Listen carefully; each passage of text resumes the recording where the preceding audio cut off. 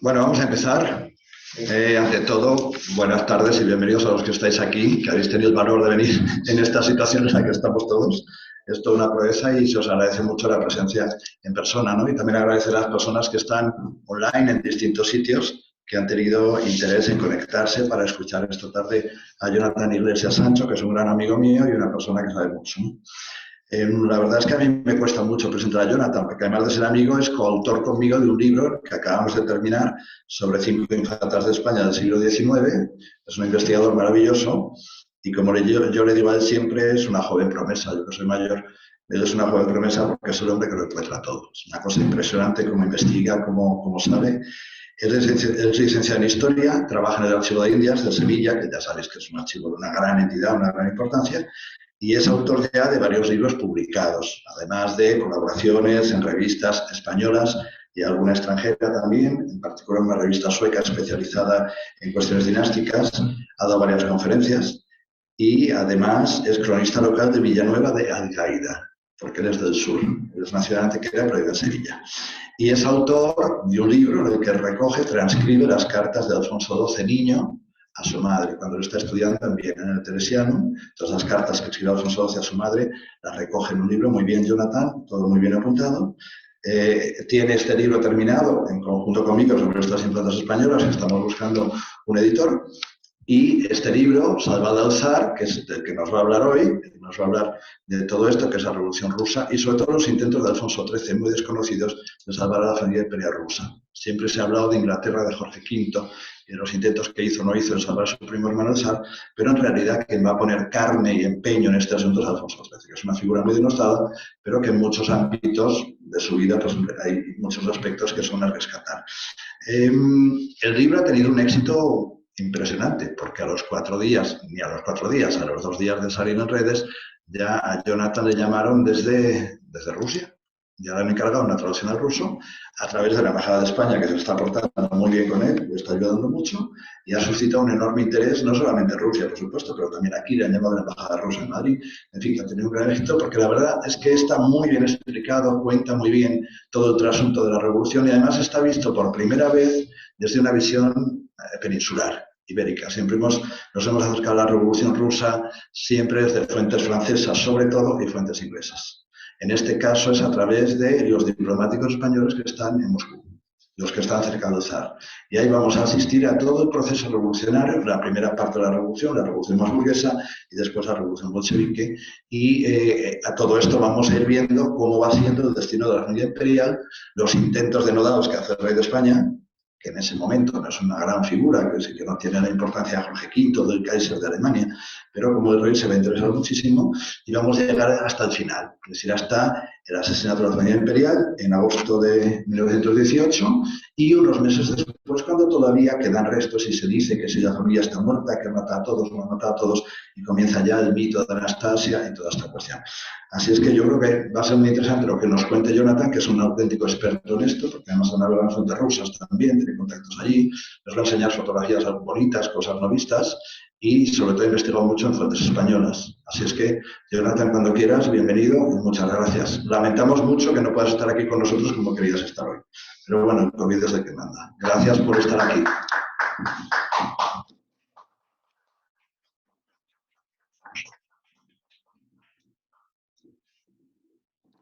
Perdona. Ahora. No te oigo, pon tu micrófono. Conecta tu micro que lo tienes desconectado. Tienes desactivado el audio. Baja el cursor a la izquierda. A la izquierda baja el cursor y verás la línea negra donde pone detener vídeo, desactivar o activar audio. Espérate.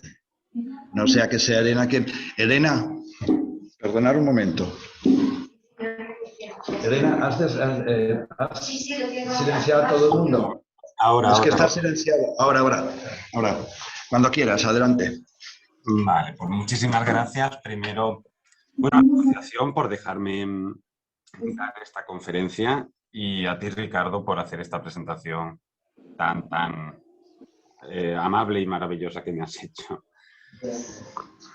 Bueno, esta conferencia, que tiene como título Salvat al Zar, es el mismo título que tiene el libro que publiqué a finales de este año anterior, sobre octubre, noviembre. Y como muy bien dice Ricardo, pues yo no me esperaba para nada este éxito, porque yo, bueno, éxito, estas ventas, porque yo fue un libro que publiqué más para mí, ¿no? Y yo lo llamé Salvat al Zar por eso, por los intentos de Alfonso XIII, por intentar rescatar a la familia imperial de los Romanov, porque como muy bien ha dicho Ricardo, siempre se ha hablado de los intentos de Jorge V, se ha hablado un poquito también de los intentos del Kaiser Guillermo, nunca de Alfonso XIII. Entonces, como existe un vacío importante en España en referencia a toda la historiografía que rodea la historia más dinástica de la Casa Real, por eso quise yo hacer esto, para dar un poco de lustre a esta figura de Alfonso XIII tan denostada, pero que durante la Primera Guerra Mundial Alfonso XIII alcanzó una fuerza moral y un prestigio muy importante, como veremos ahora, por su famosa oficina pro cautivos, y fue a partir de esa oficina por la cual se intentó rescatar a la familia imperial. Antes de eso, vamos a viajar un poquito más atrás en el tiempo, a 1914, que es cuando estalla la Primera Guerra Mundial. El 28 de junio de ese año asesinan a este señor que vemos aquí, que es el archiduque Francisco Fernando, el heredero al trono del Imperio Austrohúngaro, y a su mujer Sofía. Los asesinan en el marco de una visita oficial a Sarajevo. En un primer momento nadie se esperaba nada, quedó como algo, como un hecho inaudito, porque estamos, digamos que es como consecuencia de una serie de asesinatos anarquistas y nihilistas, como llamaban ellos en aquella época, que había habido anteriormente, como por ejemplo al gran duque Sergio de Rusia, que lo habían matado también en 1905. Entonces, claro, ¿qué estaba haciendo Alfonso XIII en ese momento? Él, que era el rey de España en aquel momento, muy jovencito todavía, él venía de Biarritz, de un viaje privado que él tenía, y fue aquí en el Palacio de Miramar, en San Sebastián, que era la residencia de verano de su madre, de la reina María Cristina, donde le comunicaron la muerte del archiduque. ¿De acuerdo? Entonces, fue como algo que a él le impactó muchísimo. Hay una carta de él en el archivo de Palacio donde dice lo mucho que le impactó la muerte del archiduque, pese a que en Europa había digamos, como un silencio, porque empezaba el verano, eran las vacaciones de verano, todo el verano de la realeza, y nadie se esperaba que fuera a estallar nada. Pero estalló la Primera Guerra Mundial, aquí en este mapa, que lo he puesto simplemente para ver cómo se divide Europa durante el conflicto. Tenemos por un lado la Entente Cordiale o aliados, que son Rusia, Francia y Gran Bretaña en un primer momento, luego se van aliando más, y los imperios centrales, que son el Imperio Alemán y el Imperio Austrohúngaro. Así se divide en un primer momento, muy al principio, todo lo referente a la guerra, aunque luego ya digo que se van aliando más países, como Italia, que también se mete en el bando de los aliados, y España se mantiene completamente neutral. Esa neutralidad es la que le da fuerza en todo momento a Alfonso XIII, porque la neutralidad fue muy apoyada por Alfonso XIII. Y fue ahí cuando él inició esta oficina pro cautivos, que todo empezó por una carta de una lavandera, de una chica joven lavandera francesa, que le dice a Alfonso XIII que busque a su marido, porque el marido había desaparecido en una batalla y Alfonso XIII mueve toda su influencia en los diplomáticos españoles para intentar encontrarlo, que al final lo encuentran. Esta oficina es muy interesante porque empiezan a llegar toneladas ingentes de cartas al Palacio Real por parte de muchísimos ciudadanos, ya sean de Francia, de Italia, de Alemania, de Rusia, de muchísimos otros, incluso de América o del continente asiático, buscando en todo momento la ayuda desesperada de Alfonso XIII. Y he puesto esta foto porque es la primera vez en Palacio que se contratan a mujeres para labores administrativas. Hasta ese momento jamás había habido mujeres en labores administrativas y aquí vemos a estas mujeres en un despachito del Palacio Real llevando a cabo todas estas labores. hay que dejar una cosa muy clara. Esta oficina por cautivos se hace en todo momento porque el rey Alfonso, aunque es un rey constitucional, tiene una influencia muy fuerte en política exterior con los embajadores, como ahora veremos. Si hubiera cumplido, digamos, lo que la Constitución marcaba, Alfonso XIII es muy difícil que haya podido hacer, o que hubiera podido hacer, mejor dicho, esta oficina pro cautivos que hizo. Es muy, muy, muy complicado. Y ahora, viendo esto, porque es importante ver esta oficina, para ahora sí empezar ya en 1917 a ver qué es lo que, bueno, por lo que pasó, cómo empieza la revolución y cómo empiezan esos, sobre todo, esos intentos de rescate. ¿Quién gobernaba en Rusia en aquel momento? La familia imperial. Esta es la foto archiconocida de la familia imperial. Aquí tenemos a Nicolás II, a su mujer Alejandra, que había nacido como princesa del Gran Ducado de Hesse en el Imperio Alemán, a su primogénita, Olga, Tatiana, María, Anastasia, la archiconocidísima Anastasia, y el heredero al trono, Alexis, que era hemofílico.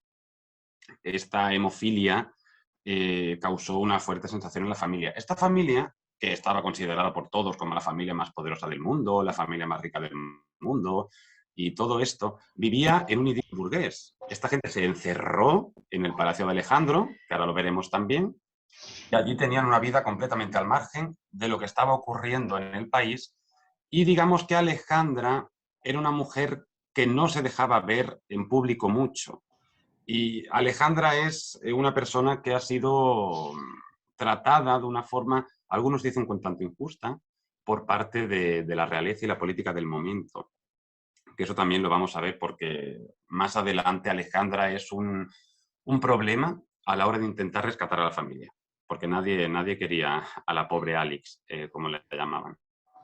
Alejandra, que aquí la vemos muy jovencita, era la prima hermana de la reina Victoria Eugenia, que era la mujer de Alfonso XIII. Aquí vemos a Victoria Eugenia sentada. Se llevaban unos 14, 15 años más o menos. Esta es una foto, hay alguna más donde se ven juntas, pero yo esta es la que veo que es más famosa. Aquí se ve a la reina Victoria, a la futura Alejandra, esta es su hermana, bueno, a la futura Alejandra, no, perdona, a la futura zarina Alejandra, esta es su hermana Victoria, futura marquesa de Milford-Haven, Beatriz, la madre de la reina Victoria Eugenia, Luis IV de Hesse. Bueno, aquí está la familia. Esta foto solamente la he puesto porque la reina Victoria Eugenia y la futura zarina Alejandra eran primas hermanas, pero se llevaban muchos años, se llevaban 15 años y relación no existía. En este momento sí, pero una vez que se casó Alejandra con Nicolás, la relación dejó de existir por completo. Una relación pues la que podían tener en aquel momento unas primas que llevaban tantísimos, tantísimos años. ¿Quién era nuestro embajador? Pues cuando empezó la revolución, bueno, cuando empezó, mejor dicho, 1917, nuestro embajador allí era este señor, Luis Valera y de Labat, marqués de Villasinda. Esta foto es una foto oficial que, bueno, que está en Rusia, me la enviaron desde Rusia, aquí aparece con una nota informativa rusa. Es un señor que él mismo digamos, se definía como el embajador desgraciado, porque allí donde iba siempre ocurría algo. Este estuvo en China durante toda esta revolución de los boxers, fue mandado a Ecuador también y a Perú para digamos, delimitar en una conferencia americana los límites entre ambos países. Este hombre las pasó siempre canutas, como él decía, en una carta dice, yo siempre le he pasado canutas allí donde voy, porque parece que la desgracia me persigue. Y efectivamente, poco después de llegar él a Rusia, asesinan a Rasputín, y poquito después de asesinar a Rasputín, que él envía unos informes muy precisos de todo lo que ocurre con la muerte de Rasputín, empieza la revolución.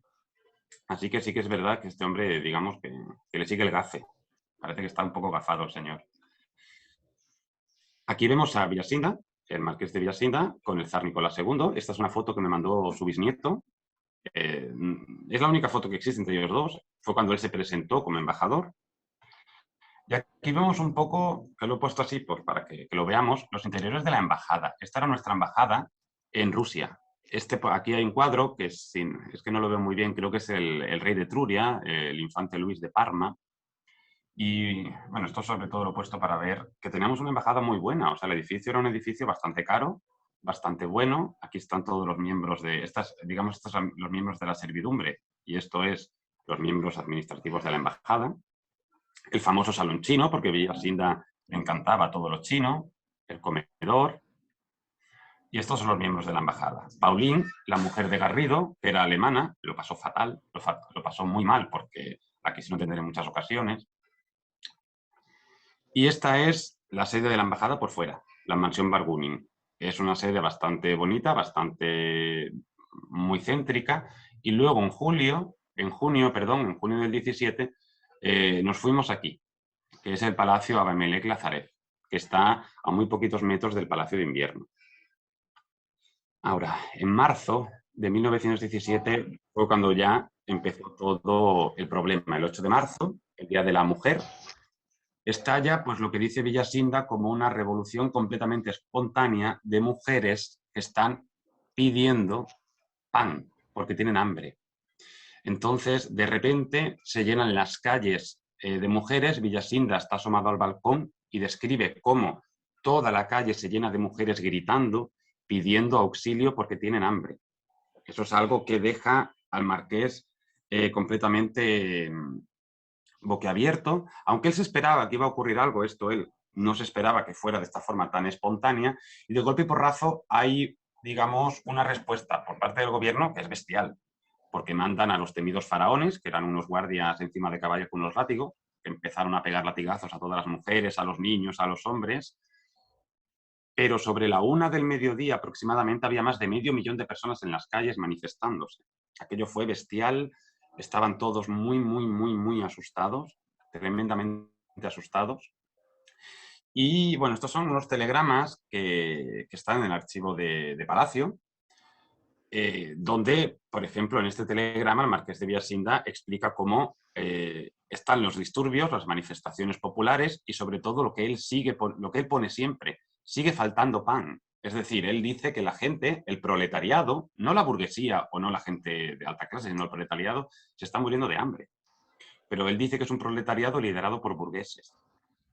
Y esto es una nota que el rey de España, Alfonso XIII, envía al embajador de París, porque él quiere, digamos, Alfonso XIII sabía tomar muy bien el pulso de todo lo que estaba sucediendo.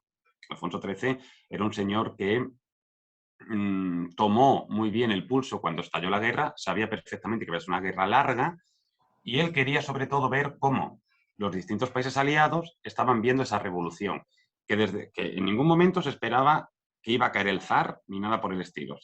Todo el mundo creía que esto iba a ser completamente controlado, aunque luego pues no lo fue y se les fue de las manos. Este es el Palacio de Tauride, la sede de la Duma, lo que podríamos llamar aquí como el Parlamento. Y aquí empezaron a haber una serie de reuniones, porque el zar no estaba en la capital, el zar estaba en el frente, liderando los ejércitos, y su mujer estaba encerrada en palacio con los hijos que estaban completamente enfermos. Es que todo fue un caos, porque todo esto estalla cuando el zar no estaba en palacio y encima sus hijos estaban enfermos con sarampión, estaban súper mal, con unas fiebres enormes, y estaban todos encerrados a unos 45 kilómetros de la capital. Como haciendo como la cuarentena que estamos haciendo ahora, pues más o menos igual estaban haciendo ellos en aquel momento. Entonces no había un poder fáctico real, el gobierno no sabía qué hacer y todo eso se les fue de las manos, pero por completo. Hasta que el 16, la noche del 15 de marzo, Nicolás II, por presiones y por un montón de cosas que no podemos entrar aquí porque quiero empezar con los intentos de rescate ya, el zar abdica. Y esto que hay aquí es el documento de abdicación del zar, firmado a lápiz. Ahora muchos juristas rusos dicen que ese documento de abdicación no vale porque está firmado a lápiz. Pero bueno, él firmó la abdicación en él y en su hijo. En un primer momento en su hijo no lo iba a hacer, en un primer momento abdicó solamente para que su hijo reinara, pero su hijo tenía hemofilia, estaba muy enfermo. Alexis estaba mucho más enfermo de lo que creemos. Alexis era un chico que estaba realmente enfermo y las últimas investigaciones dicen que Alexis, si no lo hubieran matado, estaba ya medio muerto poquito antes de fallecer. Estaba bastante mal el chico. Entonces, el zar abdica el 16 de marzo y yo soy mucho siempre de tirar para España, porque yo estoy muy cansado de siempre meterme en todas las redes sociales, en todos los periódicos, y aparece noticias británicas, noticias francesas. Y parece que aquí en España pues no nos informábamos. Sí, la abdicación del zar apareció en portada en toda la prensa española, en el ABC, en La Época, El Día, y eso fue tremendamente comentado por todas partes. Los cables diplomáticos, los corresponsales de prensa, todo el mundo empezó a comentar la abdicación del zar. Se formó un buen revuelo aquí en España, en el Parlamento. Empezaron los periodistas a acercarse al Parlamento, al Palacio de la Presidencia. Romanones tuvo que salir a dar un discurso pidiendo tranquilidad. O sea, todo fue un caos tremendo aquí en España ver la abdicación del que había sido hasta ese mismo momento el hombre más poderoso de la Tierra, o por lo menos así es como nos lo pintaban aquí en la prensa española y como nos lo pintaban aquí en política española en todo momento. ¿Dónde estaba el rey en ese momento? Pues el rey había iniciado un viaje, el rey Alfonso, un viaje a Andalucía. Aquí ha vivido unas inundaciones en Sevilla y el rey venía a Sevilla. Y él se para en Belmez, porque tiene que hacer una parada en Belmez, una parada oficial que iba a hacer allí, y le dan este telegrama. Bueno, no, le dan un telegrama. Y él envía inmediatamente este telegrama a su secretario, que dice: recibo telegrama del conde Albiz transmitiendo noticias de abdicación del zar de Rusia, anunciada ayer en la Cámara de Comunes. Deseo pida al embajador de Rusia detalles y, si es cierto, manifieste mi sentimiento por determinación tan grave que indudablemente obedecerá a causas que desconozco y deseo mucho él se me tenga al corriente. Es el primer monarca, no es el único, pero sí que es el primero que quiere saber de verdad qué ha pasado ahí. Porque digamos, es como una respuesta inmediata. Él se entera que abdica y inmediatamente pregunta qué ha pasado.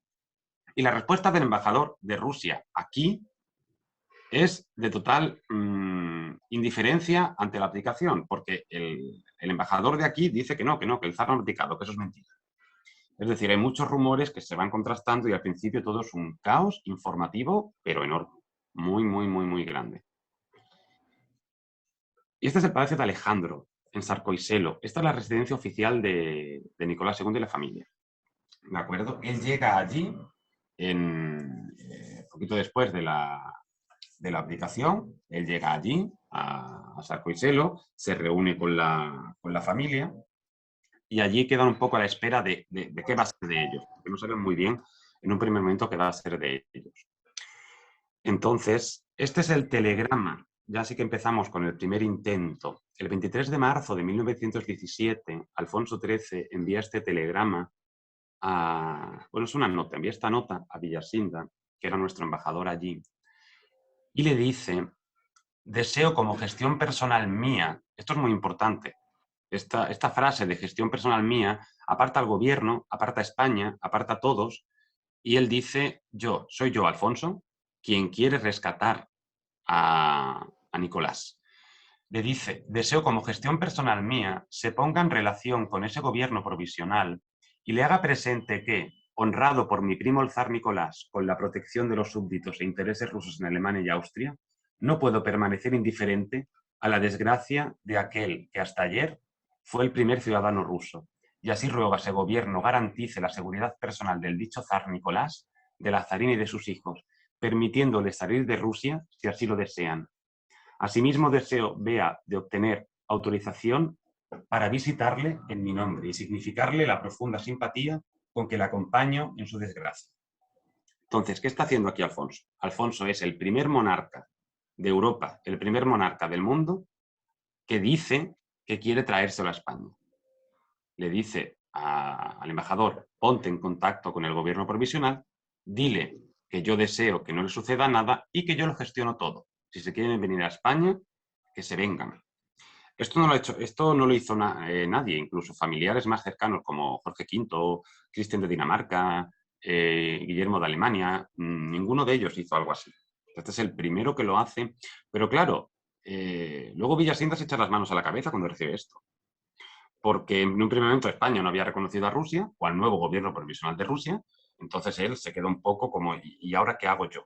¿Cómo gestiono yo todo eso? Pero, por desgracia, y esto es algo que le va a pasar mucho a Alfonso, este primer intento que él realiza queda completamente opacado por el intento británico. ¿Por qué? Porque el gobierno provisional de Rusia, que se forma tras la Revolución de febrero juliano, es en marzo, digamos en nuestro calendario es en marzo, pero en el calendario ruso de aquella época era febrero. Ese gobierno provisional mira para el Reino Unido y quiere que la familia Romanov se vaya para el Reino Unido. Aquí vemos a una famosísima foto de Jorge V de Reino Unido y Nicolás II. Todo el mundo dice que se parecen, yo no le veo parecido ninguno, simplemente que tenían la misma barba, bueno, se recortaban igual y tal, pero yo parecido no les veo mucho, aunque bueno, es muy famoso, ¿no? Todo esto de que parecen gemelos y todo esto. Entonces, ¿qué es lo que pasa realmente con los intentos británicos? El gobierno británico aceptó llevarse a la familia imperial, dijo que sí, pero fue el rey Jorge, con presiones, con muchísimas presiones, mandó cartas a Lloyd George, que era el primer ministro, a Balfour, que era digamos, el secretario de Asuntos Exteriores, lo que viene siendo un ministro de Exteriores, pidiendo que no, que por favor no, que no se lo llevaran para allá a su primo, que no rescataran a esta familia, primero porque, en palabras de él, Alejandra estaba loca, tenía muy poca popularidad allí, era alemana, estaban enfrentados a Alemania, los laboristas estaban tomando mucho poder en las calles y no, lo que tenía Jorge V era miedo a su propio trono, a caer su propio trono, es decir, es muy complicado que ocurriera lo mismo que ocurrió en Rusia, pero tenía mucho miedo que todo eso ocurriera. Entonces él se niega en redondo y dice que no, que su familia, que digamos que su primo hermano y su otra prima y los hijos de ellos, que no, que se queden allí y que lo sienten mucho. Eso fue lo que hizo Jorge V. Es cierto que en un primer momento nadie se esperaba lo que iba a ocurrir al final, pero Jorge V, que sí que podía habérselos llevado, porque el gobierno británico aceptó llevárselos, presionó hasta que Lloyd George dijo, pues entonces no, mejor que se queden allí. ¿Qué pasa? Que estos intentos de rescate británicos se alargaron mucho en el tiempo y opacó por completo esos intentos de rescate español. Aquí tenemos el gobierno provisional que se formó, los que nos interesan son estos dos, el príncipe Lvov y Alexander Kerensky. El príncipe Lvov fue el presidente del Consejo de Ministros, ¿no? El presidente del gobierno provisional, y Alexander Kerensky fue el ministro de Justicia. Estos son los dos, digamos, con los que más contactó Villasinda para intentar, digamos, acceder a Nicolás II. Bueno, antes de seguir a esto. ¿Accede Villasinda a Nicolás II? A mí, cuando yo estaba investigando todo esto, y gracias a Ricardo, me pude poner en contacto con el vizconde de Peguyal, actual, que era hijo del secretario de la embajada rusa en aquel momento.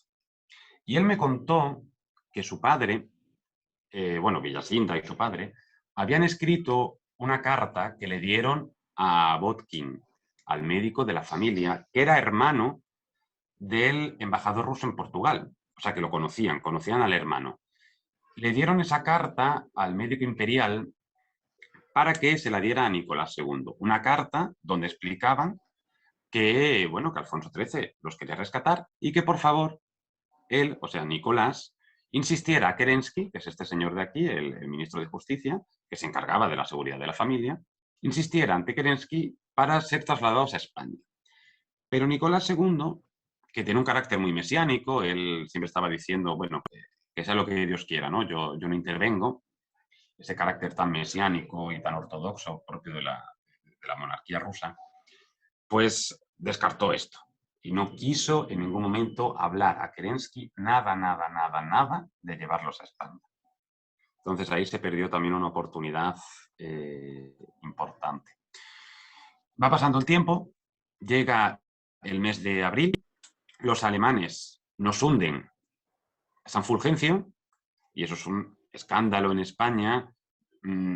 Se lió una barbaridad en el Parlamento, en las Cortes, hubo un debate interno si se tenía que, digamos, enfrentarnos a Alemania. Estuvimos a punto de perder la neutralidad, estuvimos a punto de aliarnos a los aliados porque murió gente, o sea, eso fue tremendo, fue algo que sentó fatal, enrareció mucho las relaciones con Alemania y justo en ese momento, desde Austria-Hungría, llega un telegrama para el rey de parte de su primo, entre muchas comillas, Jaime de Borbón-Parma. Bueno, el príncipe, digamos, el que ostentaba el título de rey carlista, era hijo del duque de Madrid.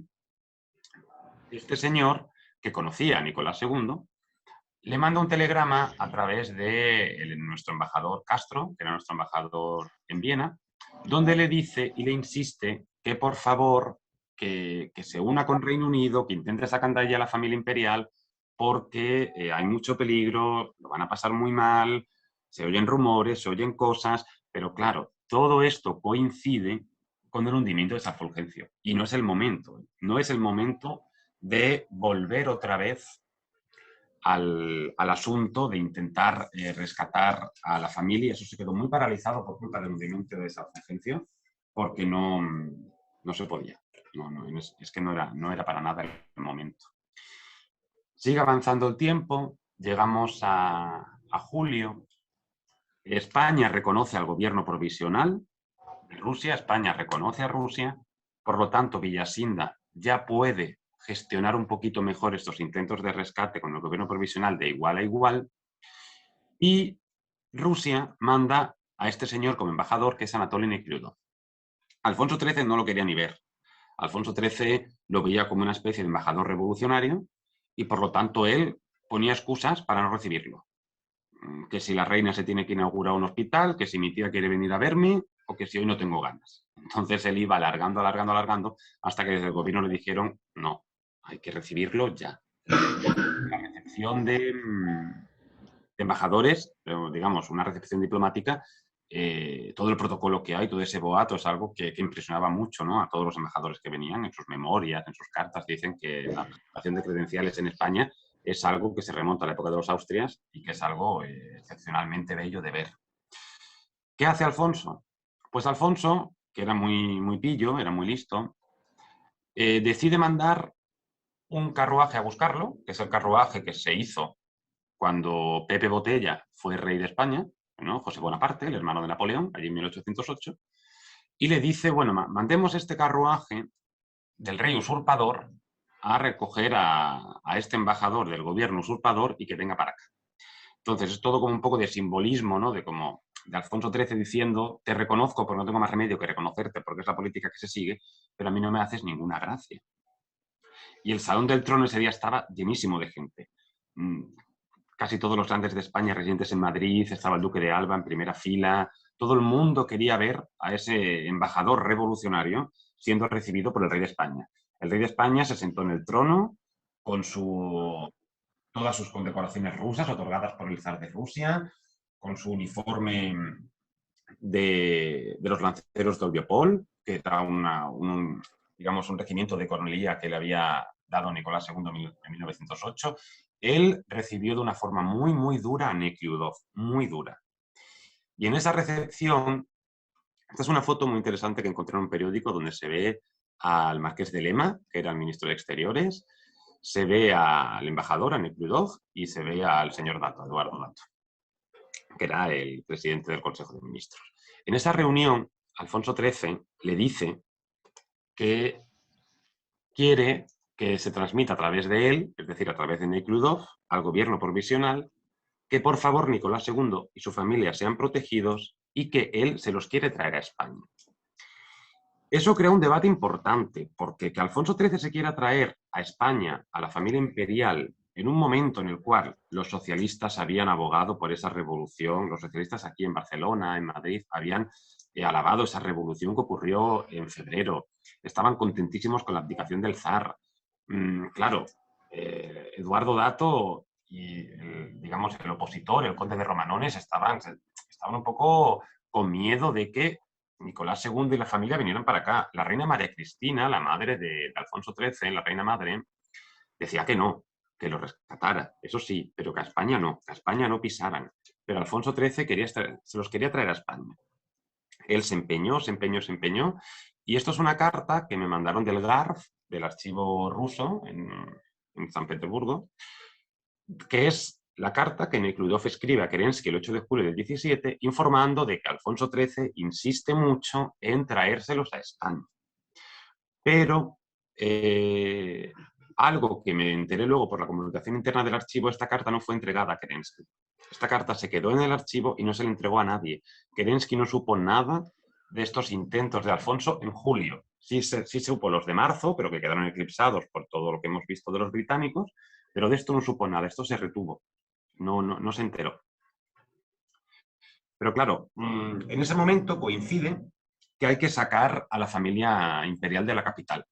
Recordemos que ellos estaban encerrados en Sarco y Selo, que es el palacio que hemos visto al principio, bueno, en el palacio de Alejandro, en Sarco y Selo, y deciden llevarlos el 13 de agosto aquí a Tobolsk, en Siberia.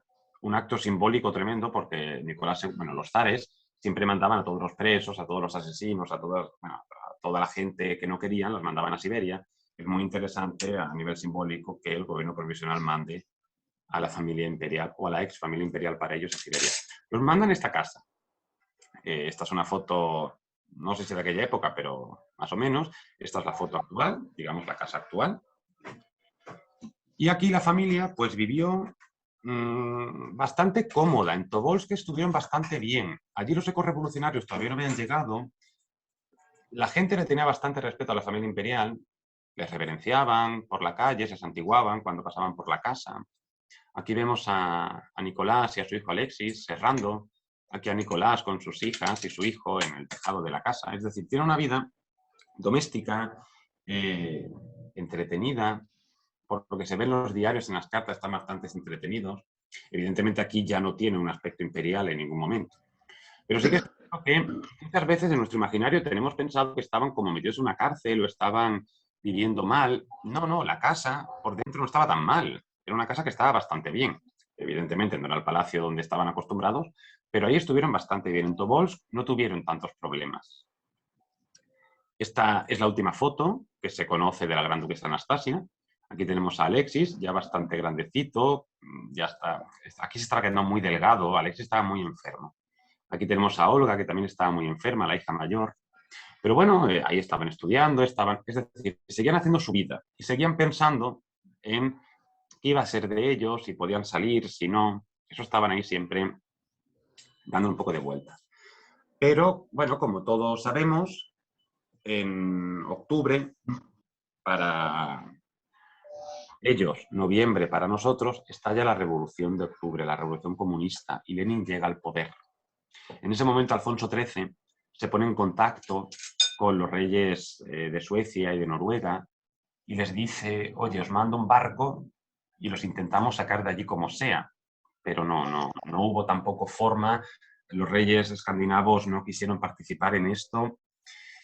Y la Revolución de Octubre asustó muchísimo a todo el mundo regio, es decir, a todas las familias reales, y a Alfonso XIII le preocupó muchísimo. En ese momento hay una anotación al margen en una carta donde Alfonso dice, o lo sacamos de allí, o este loco, refiriéndose a Lenin, los va a guillotinar, en referencia a Luis XVI y a María Antonieta.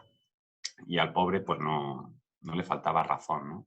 Es cierto que eso fue un caos. Cuando llegó Lenin, sí que hubo miedo en ese momento a que ocurriera algo con la familia imperial, porque no es lo mismo el gobierno burgués del príncipe Lvov y luego de Kerensky, aunque Kerensky era socialista, que el gobierno comunista de Lenin. Eso fue algo que para ellos es el primer gobierno comunista de la historia y es algo que a ellos en la cabeza les descuadró por completo. Y ya entramos en 1918, es ya el último tramo de estos intentos de rescate que tuvo Alfonso XIII hacia Nicolás II. Y fueron trasladados en el 30 de marzo aquí, a Ekaterimburgo, aún más dentro de Siberia, a la casa Ipatiev. Aquí es donde fue trasladada la familia. Esto es una foto de cuando se ordenó, muchísimos años después, destruir la casa. Aquí estaban dentro. Aquí ya sí que la cosa cambió bastante.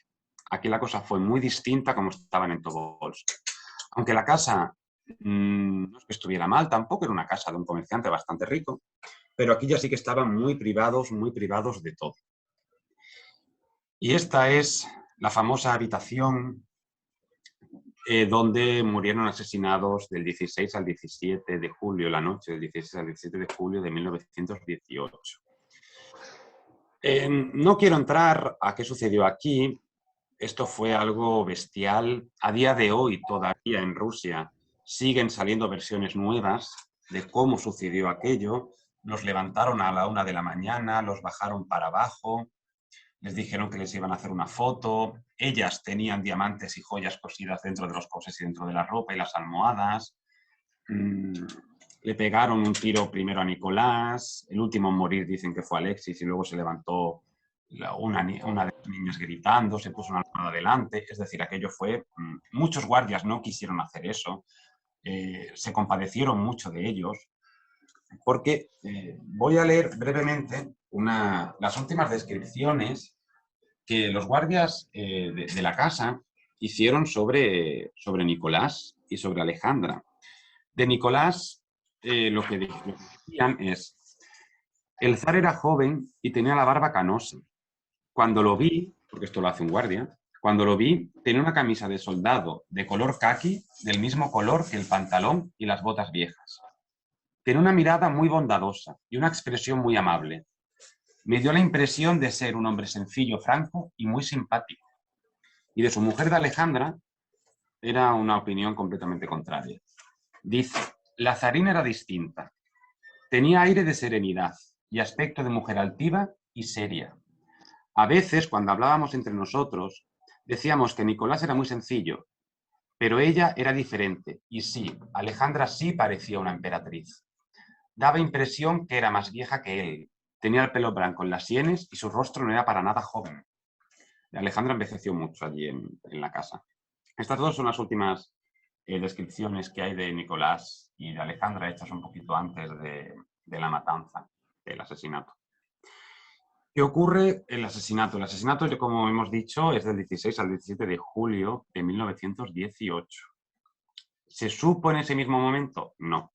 Como ocurrió con la abdicación, hubo una desinformación tremenda. El 21 de julio se publicó una noticia que hablaba del fusilamiento del zar, pero como pregunta, es decir, había dudas, eran solamente meros rumores, no se tenía muy claro si habían fusilado al zar o no. Alfonso XIII se enteró de todo esto en el cumpleaños de su madre. Estaban allí en Miramar y le mandaron un telegrama diciendo que había rumores de que habían asesinado al zar. Al zar solamente. En ningún momento se menciona a la familia, a su mujer y a sus hijos. Si leemos aquí, se dice que la zarina y sus hijos están sanos y salvos. Sin embargo, se oculta su paradero. Y aquí es donde está el problema. El problema de todo es que desde el primer momento, estos rumores luego fueron aclarados. El 26 de julio ya sí se emitió un comunicado desde Rusia diciendo que el zar había muerto, pero que su mujer y sus hijos no, que estaba en un sitio sanos y salvos. Y este fue el problema.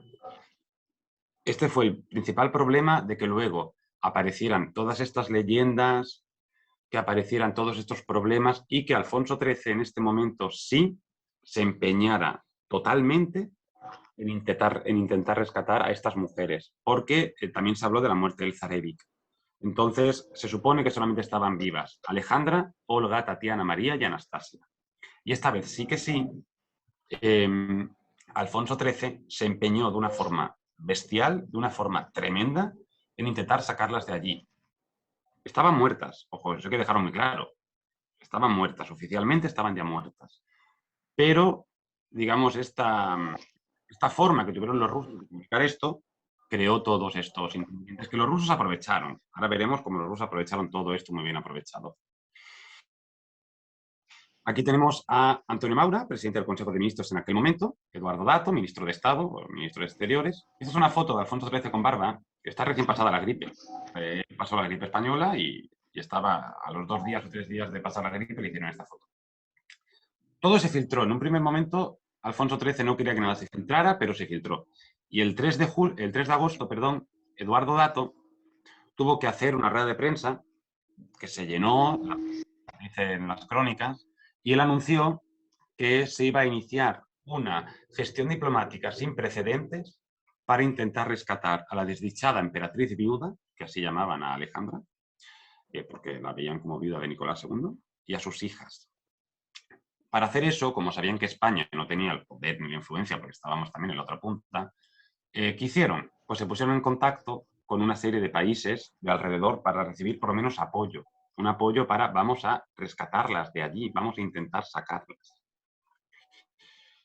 Italia En Italia gobernaba Víctor Manuel III, bueno, reinaba, mejor dicho, perdón, Víctor Manuel III. Este es el barón de Sonnino, que era el ministro de Exteriores italiano, y este era el marqués de Villorrutia, nuestro embajador en Roma, un señor completamente anti-alfonsino. Este señor y Alfonso XIII se llamaban a matar, no se aguantaba. Y este señor, el marqués de Villorrutia, es uno de los principales culpables, entre comillas, de esta leyenda negra y estos tópicos y rumores de tantos miembros de la familia real española.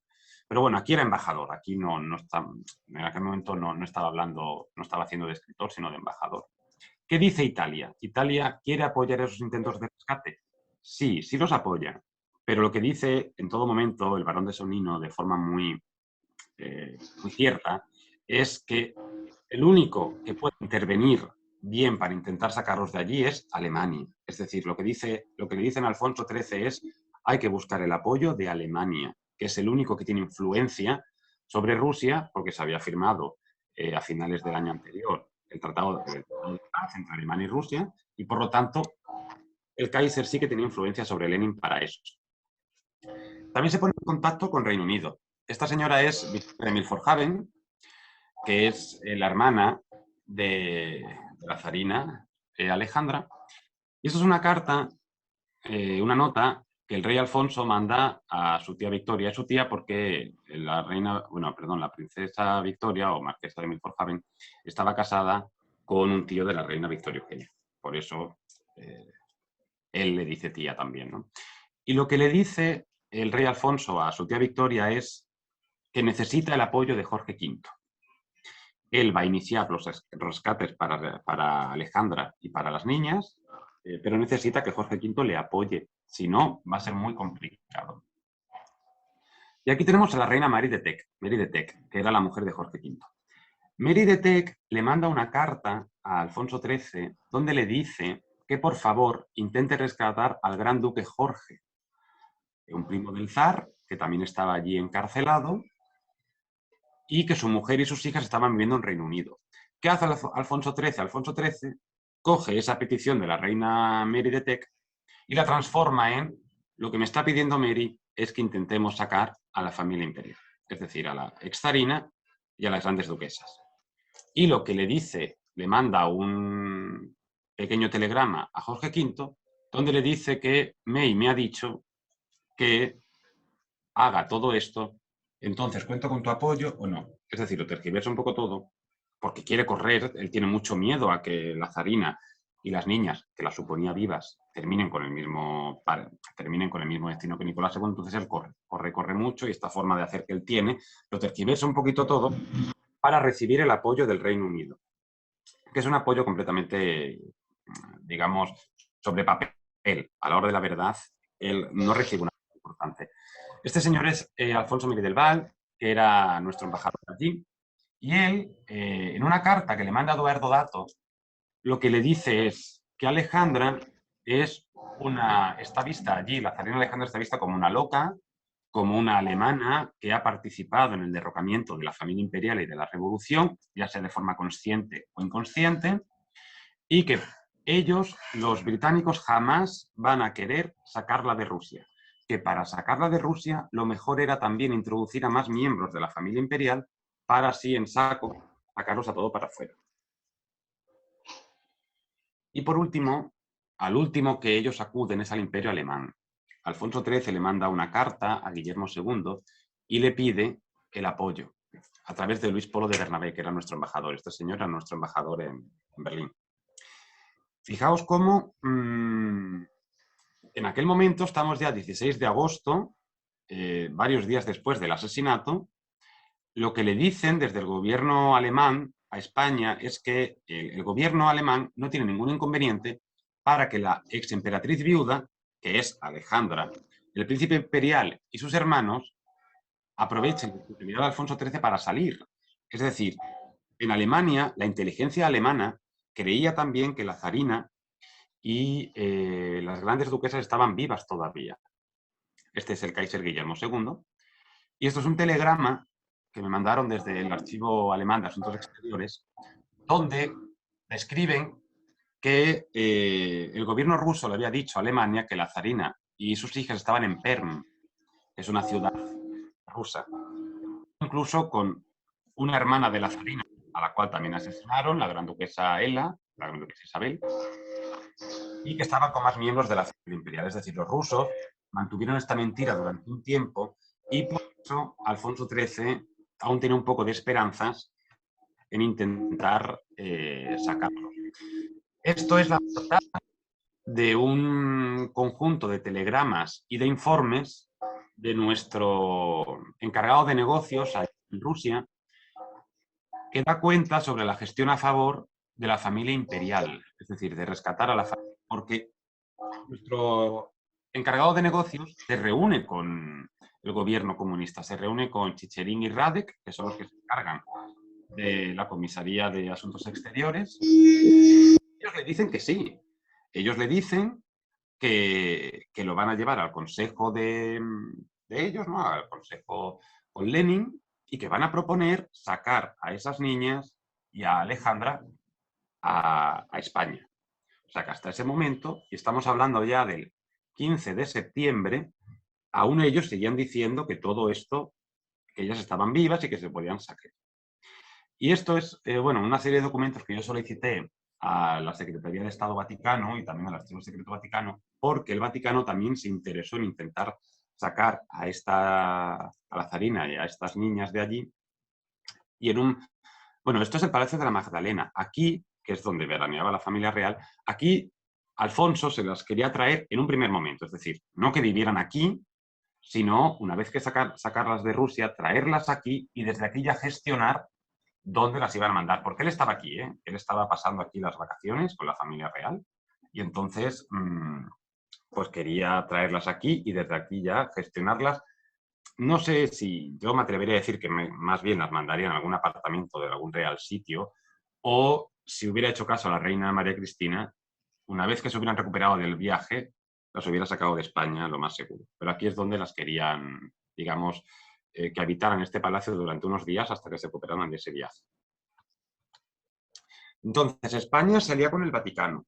Y hay cosas muy interesantes en el Archivo Secreto Vaticano sobre este tema, muy interesante, porque incluso mandan a un médico, el doctor Manuel Lebrón, que era un médico que estaba inspeccionando campos de concentración alemán, mandado por Alfonso XIII, y lo mandan a Rusia para que se acerque a ver cómo está la zarina y las grandes duquesas.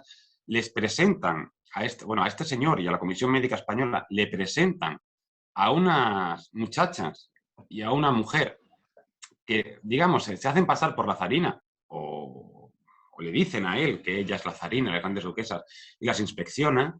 Hay documentos donde él dice que la zarina necesita medicación para la ciática, que una de las niñas necesita gafas. O sea, hay aquí una serie de cosas, una serie de mentiras que fueron ahí pululando por culpa de los rusos. Y esto se hizo gracias a la unión de Alfonso XIII con Benedicto XV, que se unen los dos para intentar, digamos, sacarlas de allí, y lo hacen a través de Viena. Pero claro, estamos ya en un momento en el cual también va a caer el Imperio Alemán, también va a caer el Imperio Austrohúngaro, y poco a poco esta mentira de los rusos va cayendo, va cayendo, va cayendo, va cayendo, y llega un momento que Alfonso XIII pues ya desiste y dice que ya no puede más. ¿En qué momento él estuvo convencido de que la familia imperial había muerto? Es difícil de saber, porque hasta 1924 o 1923 Alejandra sigue apareciendo como viuda de Nicolás II en la guía oficial de España, en la orden de María Luisa. Entonces es algo que él parece que va alargando. Él se interesa mucho por todos estos rumores que van apareciendo. Y en 1922, cuando aparece en Berlín una señora diciendo que es Anastasia, la hija del zar, y empieza toda esta leyenda, ¿no? Esta mujer es Anna Anderson, esta señora que dijo ser Anastasia, la hija más pequeña del zar, e inicia el juicio más largo de la historia para intentar ser reconocida como Anastasia y tal. Alfonso XIII manda a alguien a verla, manda a alguien de nuestra embajada en Berlín. Él se interesa por el caso y quiere saber qué opina la familia imperial en el exilio sobre si ella es o no es Anastasia. Es decir, a Alfonso XIII se le quedó muy adentro todo esto, sintió muchísimo no poder haber rescatado a la familia, sintió muchísima pena por la muerte del zar. Y hace poco, hace unos días, que eso no lo pude incluir en el libro, recibí una última información de cómo él se le saltaron mucho las lágrimas, lloró, ¿no? Dicen que lloró, por lo menos en las memorias que me han pasado de Palacio, dicen que lloró cuando se enteró de que Nicolás II recibió información cuando estaba encerrado en Tobolsk, en Ekaterimburgo.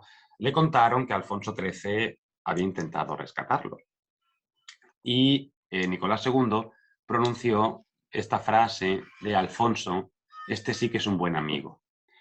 Y realmente Alfonso XIII, yo creo, en mi modesta opinión, que fue a nivel internacional el verdadero buen amigo o gran amigo de esta familia imperial, y fue el único que de verdad quiso de corazón sacarlos de allí, y fue el único que de verdad tuvo ese empeño en intentar rescatarlos. El problema que hay con Alfonso XIII, o el problema que hay con este asunto, y es algo que a mí me duele especialmente también, es que Alfonso XIII es español. Si Alfonso XIII hubiera sido británico, hubiera sido francés, hubiera sido alemán, pues este tema de los intentos de rescate, se hubieran hecho documentales, películas, libros, y se hubiera hecho aquí, bueno, hasta trilogías. Pero bueno, este tema ha quedado siempre como muy apartado. Y es cierto que Alfonso XIII lo sintió muchísimo. Y él lo dijo luego mucho más tarde. Don Juan lo dijo en una entrevista también en 1977, que Alfonso XIII lo pasó fatal porque no pudo hacer nada por su primo Nicolás y por su prima Alejandra. Y es algo que él se llevó bastante dentro, puesto que cuando se proclamó la República, a él se le pasó por la cabeza la abdicación de Nicolás II y se le pasó por la cabeza lo que pasó en Ekaterimburgo. Así que esto a él se le quedó muy adentro durante mucho tiempo. Y bueno, con esto ya finalizamos y paramos. Espero que no os haya aburrido, que os haya gustado. Y si tenéis alguna duda, queja, sugerencia... Estupendo, Jonathan, muchas gracias. Me ha gustado mucho.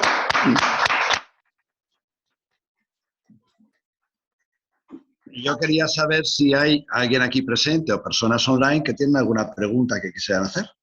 Sí, lo que quieran. Sentiros libres. Felicitarlo por la conferencia y por el libro. Te felicitan por la conferencia y por el libro. Jonathan, nuestro presidente, Miguel. Muchas felicidades, de verdad que ha sido súper interesante y nada, reiterarte las felicitaciones. Gracias, muchísimas gracias.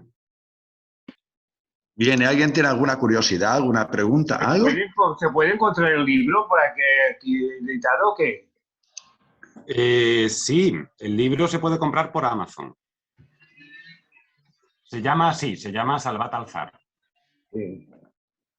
Y se puede adquirir, sí. Porque en las librerías no lo puedes encontrar en las librerías, ¿no? No, de momento no. Por Amazon sí, y está todo mucho más... O sea, esto que he hecho yo aquí es un resumen muy a la ligera, y ahí está mucho más pormenorizado todo, claro.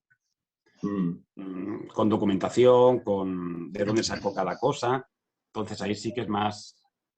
Bueno, es más largo, más contundente. Una pregunta, comentario, Jonathan. Buenas, felicidades por la conferencia.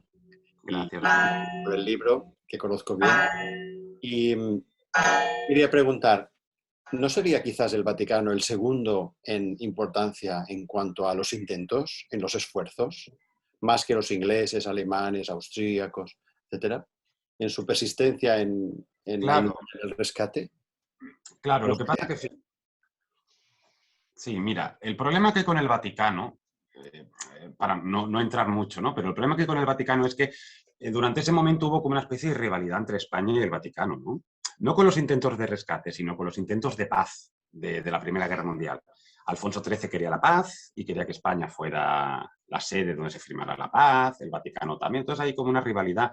Y el embajador, que era Villasigna, cuando se fue de Rusia se fue a la Santa Sede, él ve esa rivalidad entre España y el Vaticano.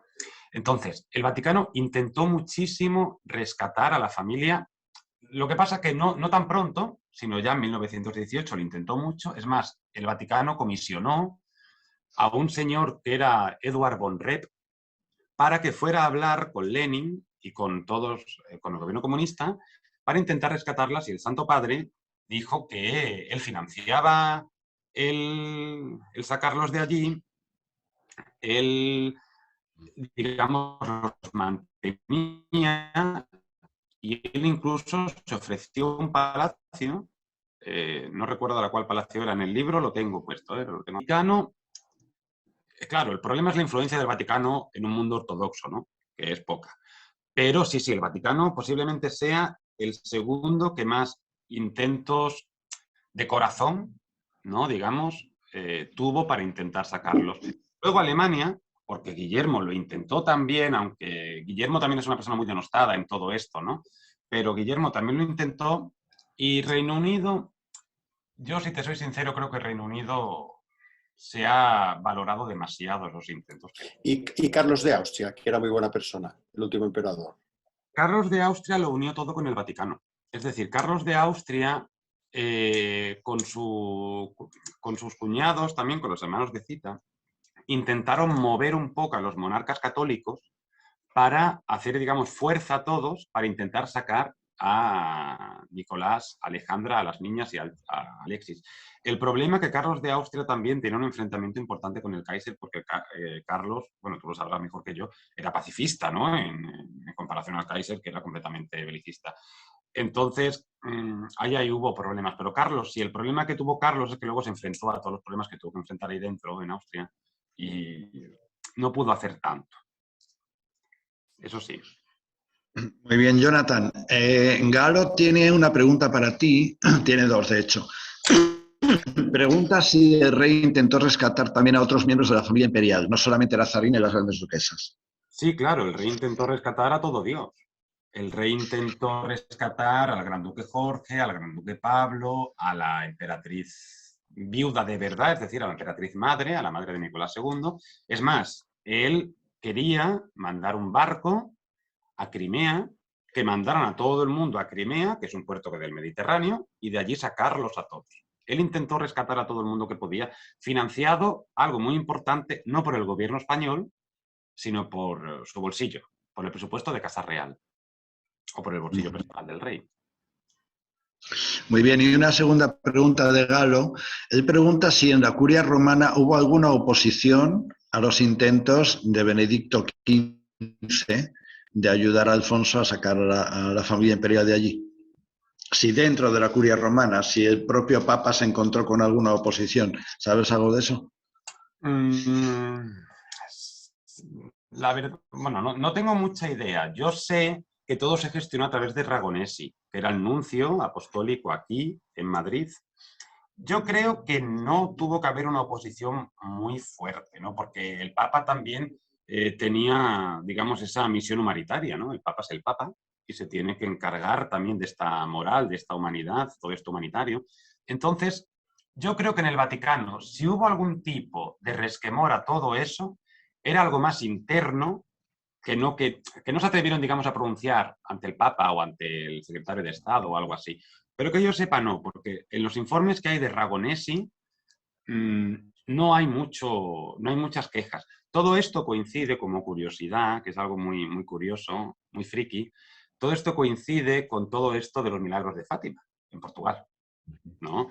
Portugal no se llevaba nada bien en ese momento con el Vaticano, nada bien.